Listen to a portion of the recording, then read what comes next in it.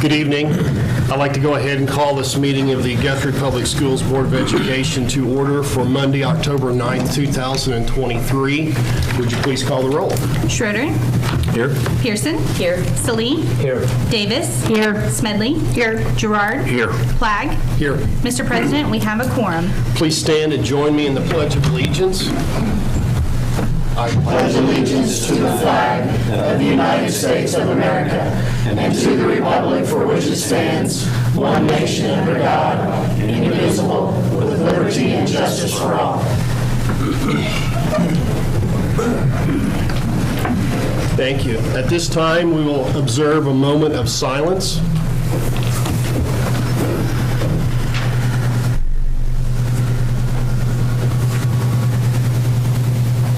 Thank you. Item 6 this evening is the presentation of Employee and Student of the Month recognition. Mr. Hancock. Thank you, President Flagg, Board of members of the board, and Dr. Simpson. I'd like to share some wonderful people with you today. First off, we have Mr. John Webb. He was our September support employee. He was nominated by Ms. Leslie Cotton for doing wonderful work, working overtime to make sure that her enrollment process and everything went well.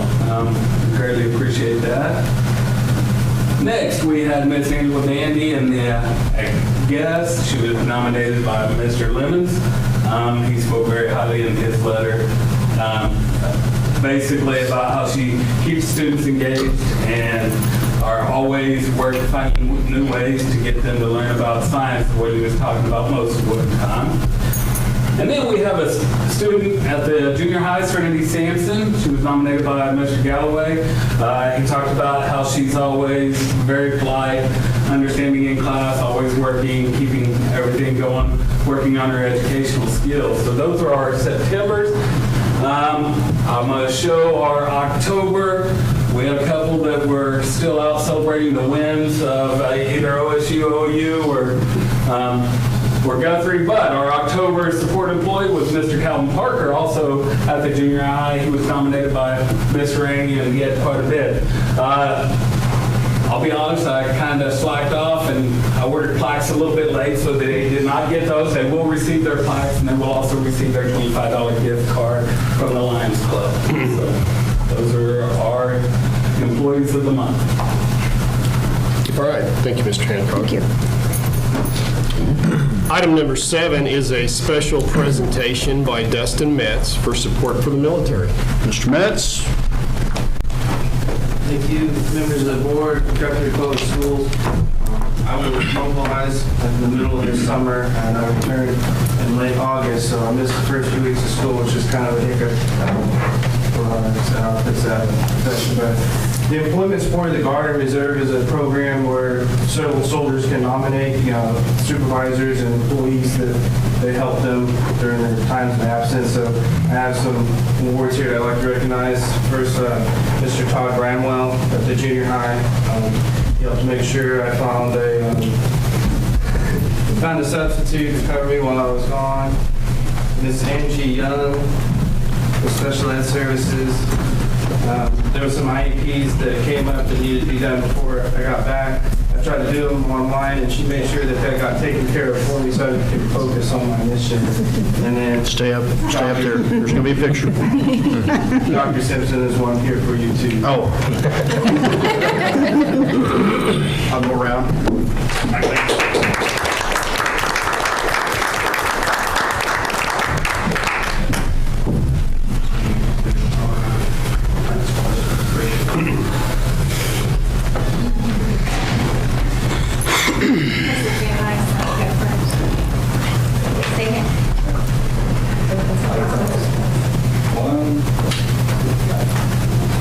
And I have a pen.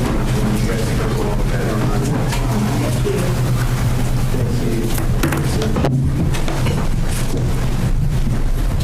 Thanks, Dusty.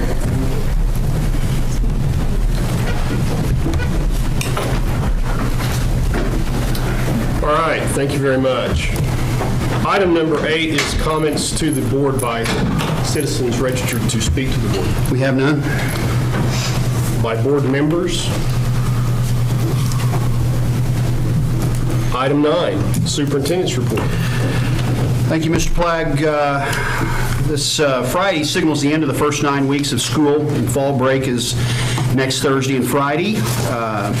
Parent-teacher conferences are Tuesday the 17th and Thursday the 26th. We schedule those after the first 9 weeks so that the teachers can have the discussion with the parents about grades and how the first 9 weeks has gone. Our October 1st student count was 3,509.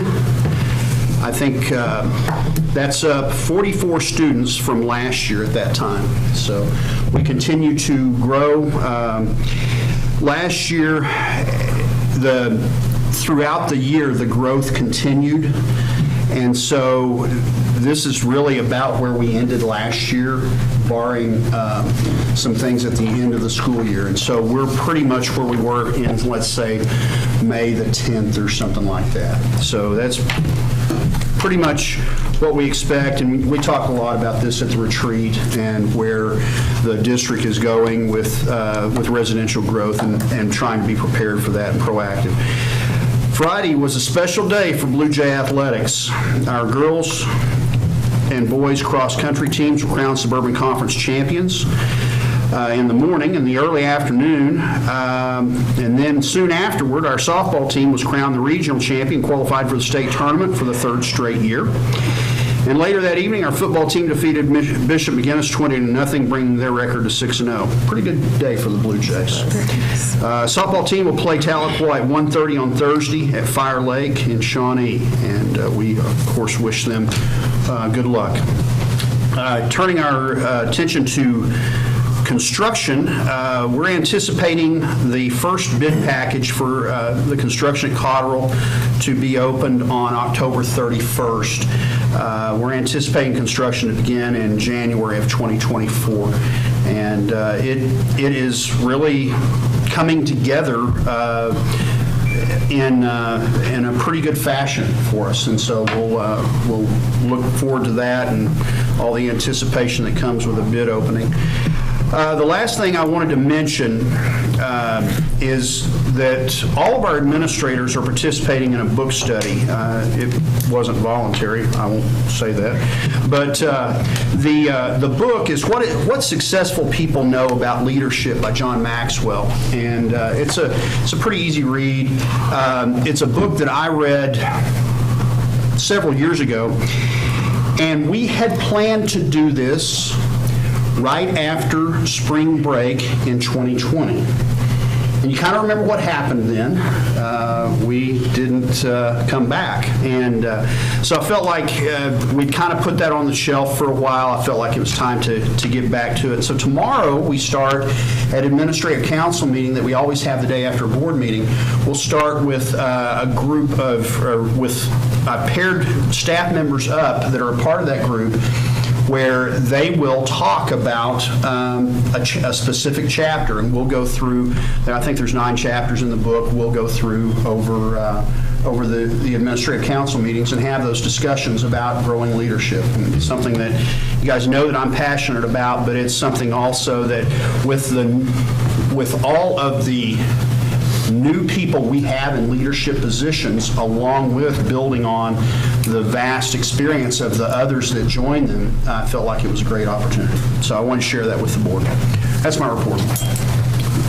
All right. Thank you, Dr. Simpson. Item 10 this evening is the approval of the consent agenda. Mr. President, I move we approve the consent agenda. Second. There's been a motion and a second to approve the consent agenda. Any further discussion? Roll call vote, please. Schroeder, Yes. Pearson, Yes. Salee, Yes. Davis, Yes. Smedley, Yes. Gerard, Yes. Flagg. Yes. 7 ayes, 0 nays. Motion passes. Item 11 is approval of the minutes of the regular meeting held on September 11th, 2023. Mr. President, I move to approve the regular the minutes of the regular meeting held on September 11, 2023. Second. There's been a motion and a second to approve the minutes of the regular meeting held on September 11th, 2023. Any further discussion? Roll call vote, please. Schroeder. Yes. Pearson. Abstain? Salee. Yes. Davis. Yes. Smedley. Yes. Gerard. Yes. Flagg. Yes. 6 ayes and 1 abstention. Motion passes. Item 12 is our business agenda. Item A is the discussion and possible action regarding the 2023-2024 school budget. Dr. Chappell, I believe you have at your seat the proposed budget along with the slides from the presentation that she will give. Good evening, members of the board, Dr. Simpson, and each of you. It is my pleasure to present the 2023-2024 operating budget for the district. And because the general fund is the largest operating fund for the district, that will be the main focus of this presentation. Our budget overview. So we have our operating budget structure. With that, our estimate of needs is provided to us annually from SMB CPAs and accounting. They determine what our funding should be for the year, and it is basically limited to a 9% revenue structure on our ad valorem taxes. And so with that, once we receive their estimate of needs, we send that to the Logan County Excise Board, and then it is approved for us to move forward. Our funding sources for the district, we really have 4 that we regulate for from 90%, again, is from ad valorem collections, and then we have state aid funds we receive from the State Department of Education. We have our federal monies, and then we have our county formula and mortgage tax collections from Logan County. Our funding purposes and limitations, well, if you did not know it, we actually have 7 funds for our district, with the general fund being the main one. We also, that includes operations and instruction. And then we also have our building fund that we utilize for maintenance for the district, child nutrition, which is self-explanatory, and we have our sinking fund for our bond issues, where we are paying back our principal and interest on our bond issues. We also have our insurance fund, and then our gift and endowment fund. So with that, there is a limitation on these funds that we can carry in the district. For example, the Board of Education has set a policy that we must have at least a 12% interest, 12% carryover for our general fund at the end of the year. However, the state of education limits that to 14%. Now, right now, while we're still spending down our ESSER funds, we do not have a limitation, so we can carry over this $10 million that we have. No, I'm joking.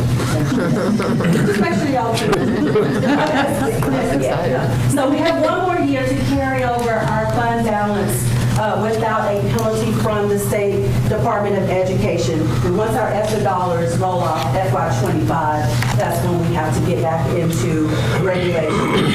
And so with that, we'll have an analysis on our fund balance carryover in our next slides. And again, I will touch building and child nutrition fund very briefly. Again, this is for the general fund for operations. I just informed you that the 2023 estimate of needs, which is provided by S&B CPAs, was given to us in June. And if you can see on the screen, we have in the general fund, which is the first column there, the current year, total budget, $34,064,407. This is an increase of $1.3 million from the revenues they estimated last year for the general fund for this time, which is a 4% increase. And so again, you see there that ad valorem tax estimates are included in there. that 6.9 million there. So they're taking our net assessed valuation that we received for the year, and then they multiply that by our meals. I'll get into that a little later, but that is how that number is calculated. And they calculate that again at 91%, which we're capped at for our auditors. In the building fund, we have an estimate of $1.7 million for this year for revenue versus $1.3 million last year at this time on slide 3 for the board. And so that is an increase of $358,000 from last year to this year, roughly about 3%. And again, our net assessed valuation determines what the ad valorem estimate will be for the building fund at 5 meals. General fund, 35 meals, building fund, 5 meals. We get down to our child nutrition fund. We have a revenue estimate of $2.6 million for operations for this year. Now, last year it was at $2.7 million, so we are down $166,000. And so if you were looking at the miscellaneous line right there under child nutrition, this corner is very small, I can't see it. Okay, there we go. So if you're looking at child nutrition and you see that negative $524,244, they're estimating that we're going to receive at least $500,000 less in federal funds for this year. Obviously, since we're not on free and reduced lunch, breakfast and lunch meals for this year coming up. So with that, we move down to our school age care fund. If you're wondering what that is, $75,619, and it remains the same. It's remained the same for at least 7 years now. If you are new to the district, we used to have a child care center that we manned in the district that we no longer operate, and so that is like a rainy day fund for us, the $75,000 that we keep on hand. Then we get down to our sinking fund millage levy. So I just mentioned our net assessed valuation. So why do we go from 15.82 to 15.84? We actually went down 0.02. Again, that is determined by our net assessed valuation. I'll get to that. It's $213 million. And then again, they give us our meals is what we required to have in the account for the sinking fund to pay back our bonds. I'll explain in just a little bit. So here's a pictograph of our revenue sources that I just mentioned. We have our state sources, local sources, federal, and county. And you can see that pie on the screen. You can see they almost look identical if you didn't have on glasses. But if you look real close, it is up just by 2% in our local sources for FY 23 and 24 versus 22-23. And that's because our net assessed valuation has gone up, and then our state aid, which is effective. If we receive more money locally, then we receive less money from the state. So that's gone down 2% there. But in the gray, if you can see that, that is our federal sources. We normally receive our ESSER funds there and Title I funding and any other federal sources. 4% for county, $4 million in the yellow, and mortgage tax. The blue, which is the largest piece of the pie, is our state aid. That is our gross production tax, our flex benefits, our textbooks, driver's education, motor vehicles, school land, all of those designated state revenues that we receive. And then finally, in the orange is our ad valorem at 24%, what we just talked about.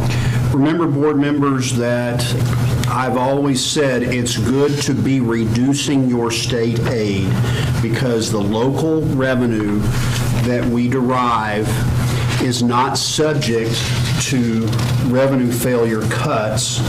And so that protects us every year when that goes down because our net assessed valuation has gone up. We are more insulated from if we were to have a revenue failure, which obviously in the current economy with the state budget is not a concern, but there's multiple board members that have sat on this table long enough to remember what it was like when we did have those revenue failures, and we are much less susceptible now than we were back in those days to those cuts in mid-year, remember, when everyone is under contract. And so this is good news for us. Absolutely. Like you said. Quick question on the federal sources. Is the CARES Act, that'd be part of the federal, right? Yes. So, Normally, it's about 10%, I think. Does that sound about right? Roughly. Yeah, yes. And there, so it's inflated because we're running that money through as its federal sources. So that's a bigger piece of the pie because. well, I guess of I that money. expected for 23-24 that 16% to be smaller since we lost. The reason why it's not smaller is because we get more funding for our Title I, our SPED students, what have you. So although ESSER is going down, some of our other federal revenues go up. So it's kind of like. Because the ESSER was, man, what was it, $1.5 million? Or $3 million? It's 1.4 million in this fiscal year. So we have enough other federal monies coming in to supplant that? Or Don't say supplant. supplant replace? No. And no, not just the plant. But that gray Sorry. area is. Technical definitions are important, right? Okay, so yeah, I guess I expected that 16% to be a bit smaller for 23-24, given the CARES Act money. The only reason it is not is because other funds are included in this gray piece of the pie. And I'll show But you even the that. child nutrition piece, No, this is just the general fund. But I have a slide that I'll get. Okay, that's fine. where that comes in. okay. Yeah. So we look at our revenue sources by category here. That is basically what we just discussed. And it just shows you that on the first tier or column, that is our state sources. And so you can see that over the years that our revenues have increased. So blue is 2023 that we're estimating as far as our state sources. Orange was 2022 and gray was 2021. And so for every category of our revenue sources that we've received, we've steadily increased each year other than our federal sources. And so you can see there, Mrs. Sully, that the federal sources are going down for 2023 on that slide, page 5. So we see 3.7 million versus 4.9 million last year and 5.5 prior to that. So if our CARES money slowly disappears and our federal sources continues to reduce, will we have to eventually reduce our budget back down, or can we expect the state source to be picking that up a little bit? I'm going to get to that. No, we're going to expect our budget to go down because we're losing that additional revenue. So we'll be back to normal, guys, after FY25. But that is why, remember, the strategy from the start with the CARES money was that we would use it on one-time things and things as much as possible that were not recurring costs, because so that we could prepare for this as it came. We continue on. Let's talk about the budget summary for the general fund. So just so you know that as of June 30th, 2023, our fund balance held a 10% balance or $3,357,000. And that's an increase from the previous June of $398,000. Now that may seem like a whole lot of money to those that, are not hands-on with the budget. But in order for this district to operate, you may not know, but it takes $3 million per month just for our expenses. And so that is not an excessive fund balance to have carrying forward. I mean, that's not even like a month and a half. So that's what we have in our coffers. And so we're, really good, if you will, at the 3.3 million. Our initial state aid that we received for FY 23-24 is $1.6 million more than was actually collected in last fiscal year. And the reason why is because at midterm, we did receive our adjustment at that time, and they took our weighted ADM, which is our weighted average daily membership, how many students we have in the classroom daily, and then each student that is in the classroom has a weight added to them. They may have weights more because they're at the high school or less if they're at the elementary, and then it drops down even further, and they may have more weights based on their categories if they're gifted and talented or if they're bilingual. And so our weighted ADM did increase midterm, and then there's a new law, I was going to get to it, but you can only take the highest of your last 2 years. We used to have the option of 3 years worth of your weighted ADM, but it's now just the last 2. And so at that time, we received our increase at midterm. Increased net assessed valuation of property in FY 23-24. So, well, at the end of 23. So we're still growing, which is very good. Dr. Simpson talks about all the time that we have many plots that are being developed down in, what do we call it? South Guthrie? Yeah, we don't call it, yeah. So with that, we're continuing to grow, and so our net assessed valuation for the county grew an additional 9.1% in 1 year. Now that is amazing because prior to that, we were, averaging 4-5%, and we were at 9.1 last year as well. So we did not go down, and so that is good news because it allows us to increase our bonding capacity for our next bond issue, while our net assessed valuations remain stable.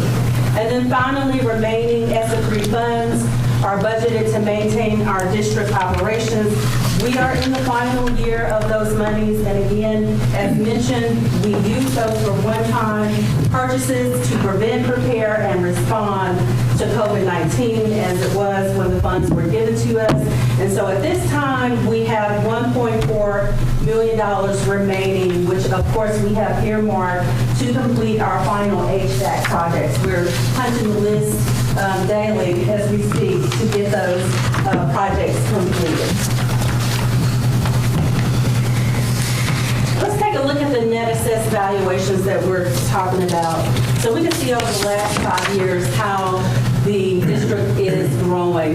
In FY20, we were at $160 million, and all the way over to right now at the end of, or coming into FY24, we're at $213 million.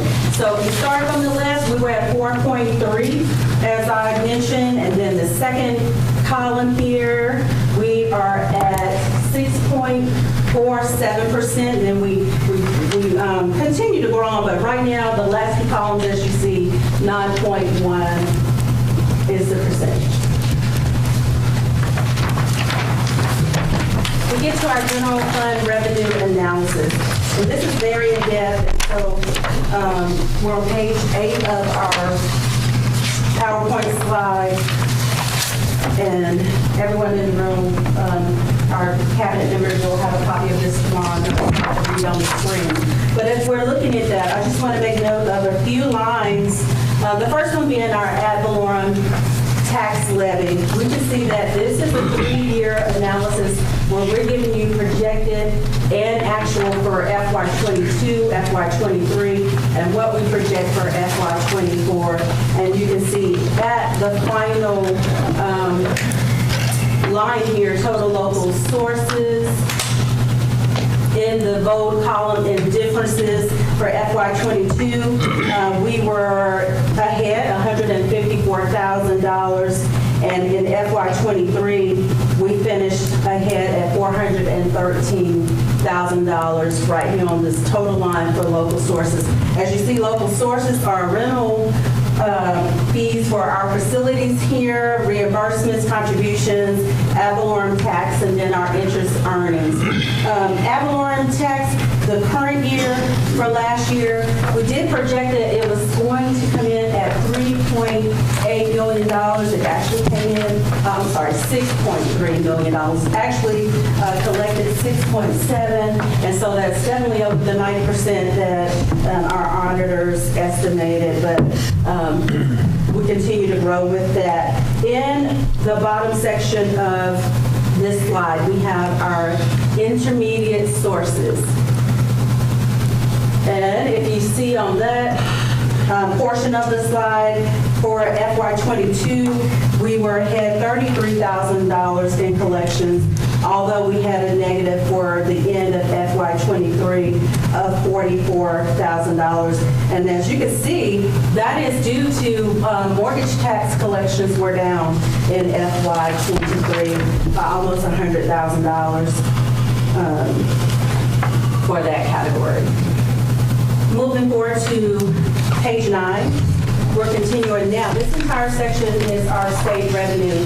You can see all of the different categories in the left column of what we receive for state funding, as I mentioned. What I want to highlight on this slide is for FY23, we knew that there was a cap on motor vehicle collection, and it actually, to our surprise, came in a lot higher than we estimated at $135,000, which was good, along with gross production tax was received at $113,000 over estimates. Midterm foundation and salary incentive. That's what we were talking about while we had that increase at the beginning of the year. And so there was an increase of $1.4 million over our estimate at the time, because there's so many factors you have to take into consideration when you're calculating the midterm adjustments. Mainly, your net assessed valuation. If your net assessed valuation goes up, then your state aid goes down, as just mentioned. It's always good to have local money and be in control of your money, but on the state side, there's a little loss there if you do get more local money on your side. So state sources at the end of the slide. In FY22, we were to the good, $627,000, and in FY23, $1.8 million. And again, that is due to the $1.4 million we received an additional foundation aid. And we will close out our general fund revenue analysis on slide 10 with a discussion on federal sources. So if you look at 2022, this kind of answers the question. We ended with a negative $1.5 million. And you may ask, well, why did that happen? It is all due to our CARES Act funds. When they give us those funds, we must budget the entire amount for that year that is remaining. Whether we spend it or not, you have to submit a budget saying that I'm going to spend all $5 million. Now that changes if construction or the projects that we have aligned for these funds move slower, the projects aren't completed, and so then we have that money that sits there, but the good news is it gets to roll over. So that's what happened in FY22. We had the negative 1.68, and then the same thing in FY23. We show that we had a remaining balance at that time of $4.8 million that we estimated we would spend, and we actually spent $3.1 million, and so there was a remaining balance of 1.6. And again, this includes more than just ESSER. We also have our council court funds in there as well, some other items that we had in CARES Act outside of just ESSER 3. And so with that, we are projecting for this year to have revenues of $1.5 million to spend for the remaining CARES Act funds. So with that, we get down to our ending balance, our projected expenditures and revenue, which is what we all want to know. So what do we estimate is going to come through the door this year? Well, we ended last year with $33,820. Our budget, or what we projected, was $33,639. So we came in so close, $181,582. Pretty good. I saw it. So our revenue collected, we actually collected $181,000 more than what we projected. And so this year we are projecting $34,522,000 with expenditures of $30,715,000. And so that will leave us with a fund balance to continue operations of $3.8 million. which is roughly about 11% fund balance carryover. How much control do we have over our funds, do you ask? So our general funds are fixed, and we do have a little bit of discretionary funds we can spend as well. If you look in the left column, FY 22-23, in this first section of fixed costs, we actually ended with $25,862,000, and we are projecting for this year $27,426,000. Now, there is an increase right here. You can see salaries and benefits. Last year, that percentage was 76%, and it has increased by 4% this year because we have included the calculations for our salaries increase for general, for teachers as well as support. So that number has increased. Other than that, all of the other categories are stagnant. We did increase in insurance. That's not a projection, that's actual on that insurance line, $681,000. So we know already, we have already increased $536,000 in our property insurance for this year. So fixed costs, 84.9% last year, and we are estimating that it will be 89.29% going forward. And again, that is basically due to our salaries and benefits. So how much can we spend that is not fixed? So last year we were able to spend 15% of our budget in discretionary costs, and this year we're estimating 10.71. The reason why mainly again is due to our ESSER funding here. We had, and it's not just ESSER, but in that category is also custodial, technology, and other district-wide costs in that column for the $4.1 billion.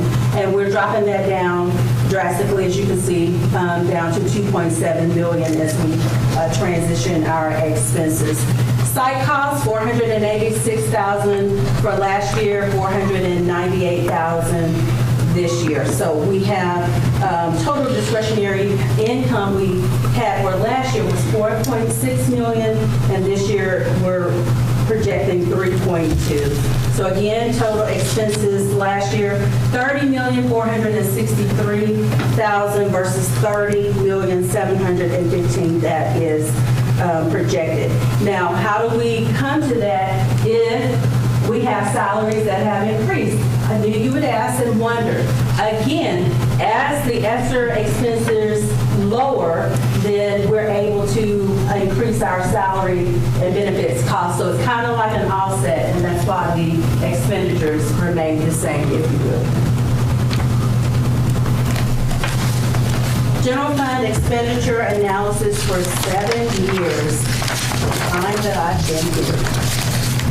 FY16, we started with $21.7 million, and FY23, we ended at $30,463,000. But between FY22 and 23, that was just a 2% increase or $500,000.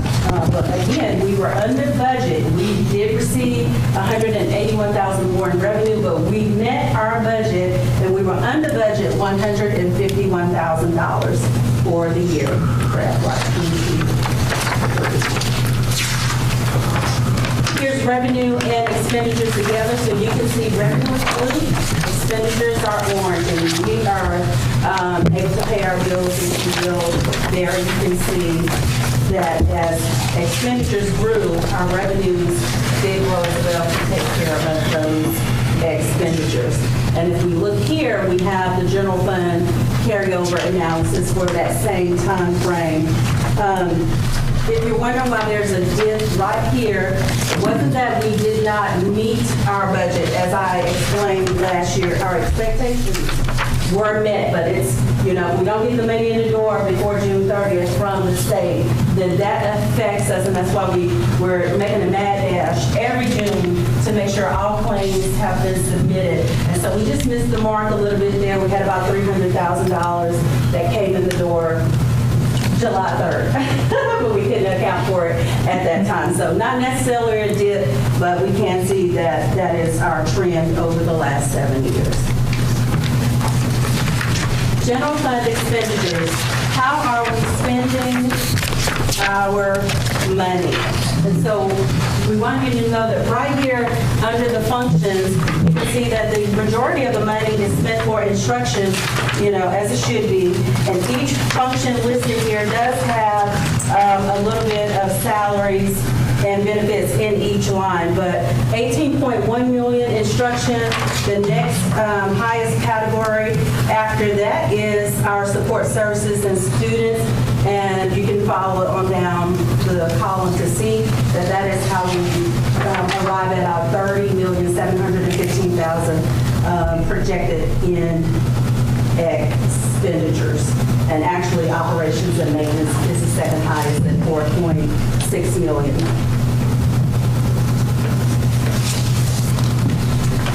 Some of you like pictures, and so here's a picture. I've outlined a pie for you there in color, that same 30 million that we just looked at.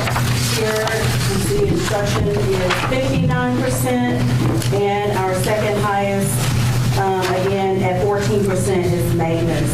And you can go down the line on those additional percentages. So let's talk about the building fund. Briefly. The building fund, again, is our expense fund for repairs throughout the district, and it is mainly for capital expenditures because we don't technically do those type of expenditures out of our general fund. They're out of the building fund. And so what's new this year for FY24 is we will receive red blood funds. This is something new to all districts, and it has come about because they're trying to equalize funding for school districts and charter schools so that they're all able to make improvements to their school buildings. And so it is calculated with a formula. It is based on your weighted ADM and a fourth of your county core bill from the previous year. And so we will receive those funds in February of next year, but that is something that we have accounted for the building fund. The funds are derived from proceeds from the 5 meals that we talked about with the net assessed valuation, not evaluation. And so the 5 meals fund levy is included with our prior year carryover. And so the auditors on the first slide of tonight has estimated for their ad valorem revenue that the building fund will capture $994,000, so almost $1 million in collections to operate. And so with that, FY22-23 carry forward revenue was $596,000, which is an increase of $146,000 from the previous year. And so here is your pictograph for the last 7 years on the building fund carryover. We see that we did dip down a little bit between FY19 and FY20. Again, we purchased land in FY19, and so that's why there's a dip there going into FY20. But we are rising back up, if you will. I was going to make a joke to Cody, but we're carefully watching our building fund expenditures. And so from FY22 at $450,000, we have increased back to $596,000 on the building fund carryover. And then finally, child nutrition. 5-year analysis. You can see that the numbers dipped down over those fiscal years. There were multiple things going on, as we all know. We were out for COVID. We had a teacher walkout. We had federal, funding loss. All those good things. But the good news is in FY22, we have bounced back with our child nutrition fund carryover. We are consistent with our food service management company, and so that keeps us stable.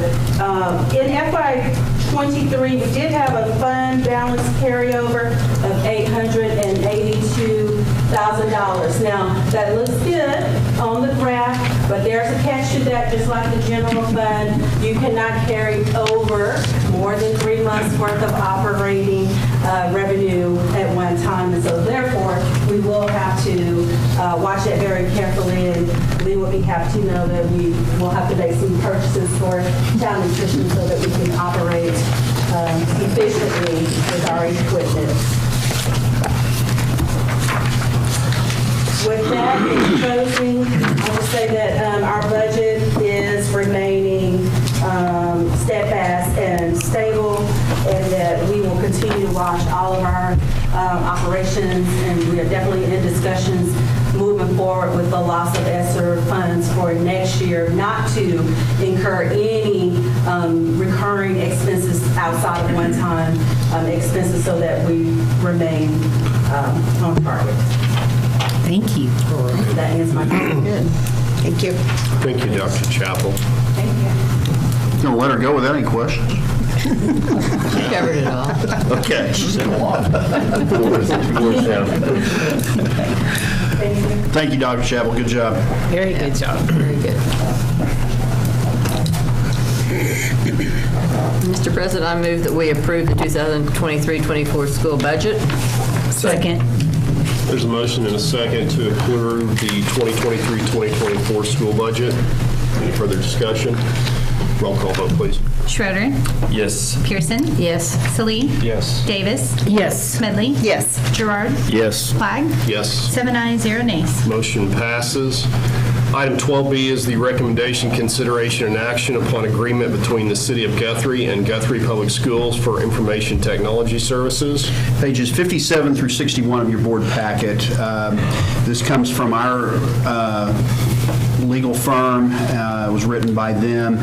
We've talked through this in committees. The city approached us to try to develop a partnership where we provide the IT services for the City of Guthrie.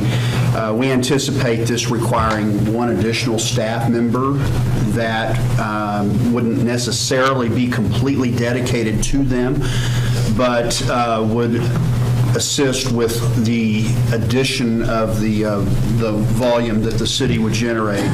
The agreement, we feel confident, covers the cost of that additional staff member, and we also created provisions in there in the event of a catastrophic event for the city. We would have an hourly rate that we would charge them in order to get them back in line with whatever they were trying to do.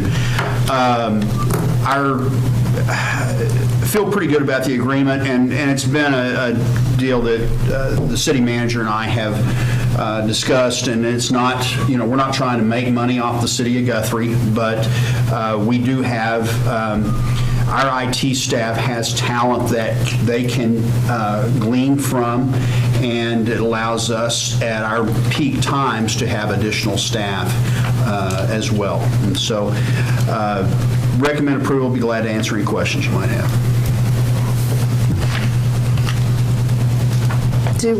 So I have a question, and Dee might be able to answer this. So with our partnership with them, in this day and age with all the data breaches and things like that, is there any liability that can come back on the school district if something should happen with the city? No, and in fact, they had to really review their liability policy, because the safeguards that our attorney placed in this agreement, they didn't feel like it was even addressed, and then as they dug deeper into it, it is addressed, and they are, Eric Nelson with RFR really did a good job of making sure that we do not have exposure with this. Okay.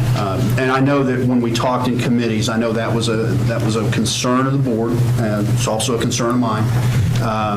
But feel pretty solid about what the situation right now, and I think the city now knows more about the coverage that they have that they really didn't know going into this, because of us walking through the different coverages that they have with OMAG, which is their version of OSIG, you know how those acronyms can go, but it's their insurance.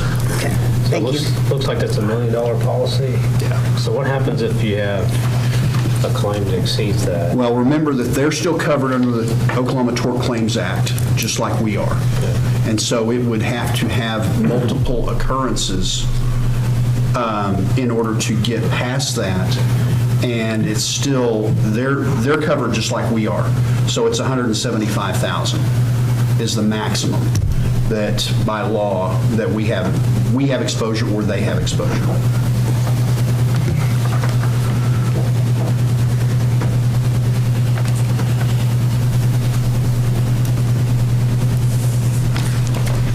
Mr. President, I make a motion that we approve the agreement between the City of Guthrie and Guthrie Public Schools for information technology services. Second.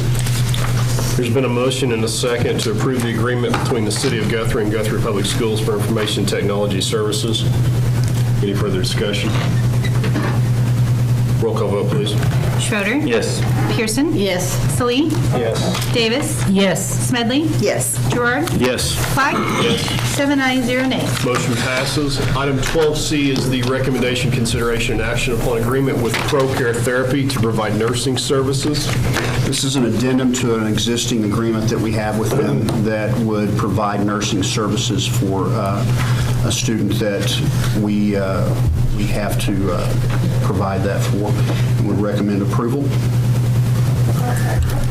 Mr. President, I make a motion we approve the agreement with ProCare Therapy to provide nursing services. Second? There's been a motion and a second to approve the agreement with ProCare Therapy to provide nursing services. Any further discussion? Roll call vote. Schroeder. Yes. Pearson. Yes. Salee. Yes. Davis. Yes. Smedley. Yes. Gerard. Yes. Clegg. Yes. 7 ayes, 0 nays. Motion passes. Item 12D is the recommendation, consideration upon Guthrie Junior High Health Fair for 7th grade students, November 3rd, 2023. It's an item we always bring to the board for their approval. We've done this for a long time, longer than I've been here. Page 70 in your packet has the description of what all is involved with that health fair. Would recommend approval. Mr. President, I make a motion that we approve the Guthrie Junior High Health Fair for the 7th grade students on November 3rd, 2023. Second. There's been a motion and a second to approve the Guthrie Junior High Health Fair for 7th grade students on November 3rd, 2023. Any further discussion? Roll call vote, please. Schroeder. Yes. Pearson. Yes. Salee. Yes. Davis. Yes. Smedley. Yes. Gerard. Yes. Clegg. Yes. 7 ayes, 0 nays. Motion passes. Item 12E is the discussion and possible board action to approve the 2024 school election resolution. It's that time of year where we have to bring this to the board and the resolution for you guys to authorize to call for an election for. This year it is seats 7 and 1 that are up for election. Mr. President, I make a motion that we approve the 2024 school election resolution. Second. There's been a motion and a second to approve the 2024 school board election resolution. Any further discussion? Roll call vote, please. Schroeder. Yes. Pearson. Yes. Salee. Yes. Davis. Yes. Smedley. Yes. Gerard. Yes. Clegg. Yes. 7 ayes, 0 nays. Motion passes. Item 12F is the recommendation, consideration, and action upon District Policy F33, reporting students under the influence of or possession alcoholic beverages or controlled dangerous substances. Page 73 of your packet has the red line version of the changes that we are requesting. It was determined that this policy was not in line and congruent with the handbooks that we have approved for the buildings. And so we want to make this change. We have been following the handbook, but upon further review, this was determined to need that update as well.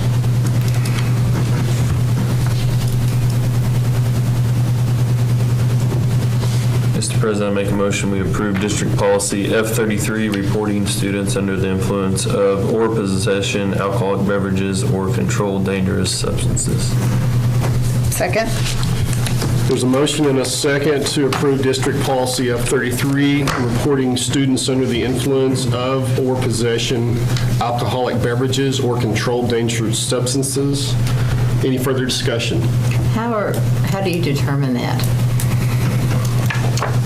A variety of ways. A lot of times we utilize the techniques that our SRO has for the stigmas test. We look for the usual symptoms and signs, but generally we also look for evidence, physical evidence on the child as well, or in their bag or whatever. So, Have we had very many instances where they've identified students? we've had a few. Okay.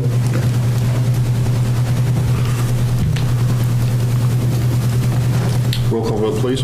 Schroeder, Yes. Pearson, Yes. Salee, Yes. Davis, Yes. Smedley, Yes. Gerard, Yes. Clag, Yes. 7 ayes, 0 nays. Motion. I'm sorry, I forgot also, and we utilize a drug dog. I forgot to mention that. Motion passes. Item 12G is the discussion and possible action to authorize the superintendent to submit opioid abatement grant application.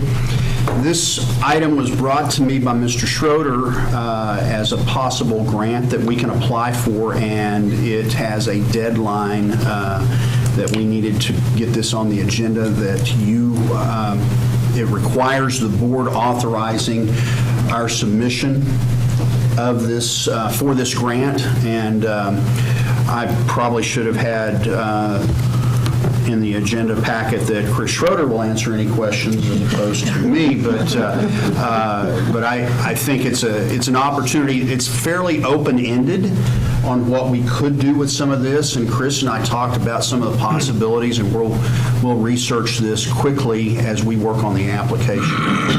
Chris, is there anything? No, I mean, the states did several settlements with these opioid companies throughout the years, and this is a revenue source that, like I said, I think is pretty open-ended for local governments, but it'll be through for about 12 years is how long they're going to disperse it yearly, so like I said, maybe we can find a spot for it, hopefully. So give us kind of ideas what we'd use it for. It's open-ended. It's for the prevention, deterrence, anything for drug abuse, opioid abuse. So we use some of our one-time funding for the people we got helping. I think the three of them, the DHS workers. So to me, I don't know if that's something, we're going to have to find a way to fund them in the future anyway. I think we could possibly spin that into a way. If we could do that, I know that that's been a game changer for our buildings. And you can look at the principals. And that's something that if we could fit this into that niche, we would definitely look to try to do that. There are other options, but that's the one that probably came to mind the most, because it's one of those things that we knew that would be a game changer for us on our assistance with at-risk students, but it has truly been something that we want to try and carve out. Maybe if we couldn't keep all three, carve out one position in the general fund, because remember, it's a 50-50 split with DHS for those salaries. And so that leverages us well with someone that, in this case, three people that are making a difference in being able to assist families that need services and things like that, and maybe don't know where to go. Yeah, it can be used for mental health, all kinds of stuff. I think we can hopefully make it fit. And naturally, we'll keep you updated on how where we narrow this focus as we, through the committees, as we get closer to making the application. Mr. President, I make a motion that we authorize the superintendent to submit opioid abatement grant application. Second. There's been a motion and a second to authorize the superintendent to submit opioid abatement grant application. Further discussion? Roll call vote, please. Schroeder. Yes. Pearson. Yes. Salee. Yes. Davis.